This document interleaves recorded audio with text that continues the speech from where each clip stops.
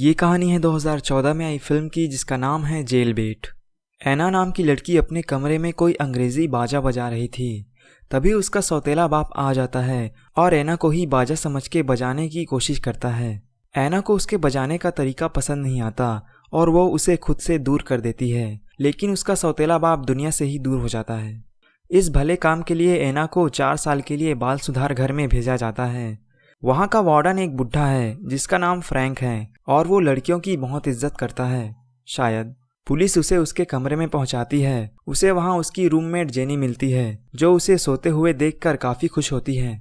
अगले दिन सफ़ेद बिल्ली ग्रुप की लीडर कोडी ऐना से दोस्ती करने की कोशिश करती है, लेकिन ऐना उसका दिल तोड़ देती है और इसके बदले कोडी और उसका ग्रुप बाद में ऐना की हड्डी तोड़ देती है और कुछ न बताने की धमकी भी देती है और वो डॉक्टर को कुछ नहीं बताती। वो फ्रैंक से जाकर कहती है कि उसे अकेले रहना है, लेकिन फ्रैंक कहता है कि वो उसकी मदद तभी करेगा जब वो उसके साथ घर घर खेलेगी और उसमें सुहाग रात वाला सीन भी होगा। पर ऐना उसे मना कर देती है। ऐना अपने रूम में जाकर रोने लगती है, पर जेनी उसके साथ घर घर खेलकर उसे चुप कराती है। अगले दिन ऐना सफ़ेद बिल्ली गैंग की लीडर कोडी के साथ दोस्ती कर लेती है। कोडी कहती है कि वो काली बिल्ली गैंग की लीडर को मारे और वो उसे रिकॉर्ड करेगी ताकि वो उसे धोखा ना दे सके, और ऐना ऐसा ही करती है, जिसके लिए उसे बिना कपड़ों के एक कमरे में बंद कर दिया जाता है जहां उसे बहुत तकलीफ होती है। फ्रैंक उसे बुलाता है और कहता है कि अगर उसने उसके साथ घर घर नहीं खेला तो वो उसे वहां 2 हफ्ते के लिए बंद कर देगा, और इस बार ऐना मान जाती है और अपने मुंह से घर घर खेलती है। कोडी ऐना को ये सब भुलाने के लिए नशा कराती है और खुद ही उसके साथ घर घर खेलने लगती है। अगले दिन ऐना की लड़ाई काली बिल्ली गैंग से हो जाती है, जिसके बदले ऐना को फिर से फ्रैंक के साथ घर घर खेलना पड़ता है और वो भी पीछे से। रूम में जेसी और ऐना की लड़ाई हो जाती है, जिसके बदले उसे फिर से फ्रैंक बजा देता है। इसके बाद ऐना कोडी से नशा मांगने जाती है जहां उससे उसकी लड़ाई हो जाती है।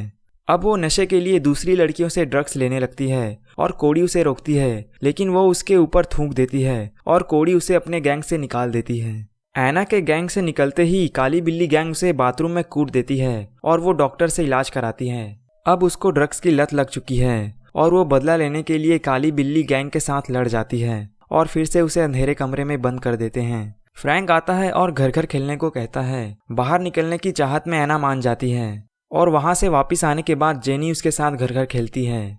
अगले दिन वो फिर से ड्रग्स लेने जाती है, पर कोडी उसे रोकती है और वो वहाँ हंगामा कर देती है।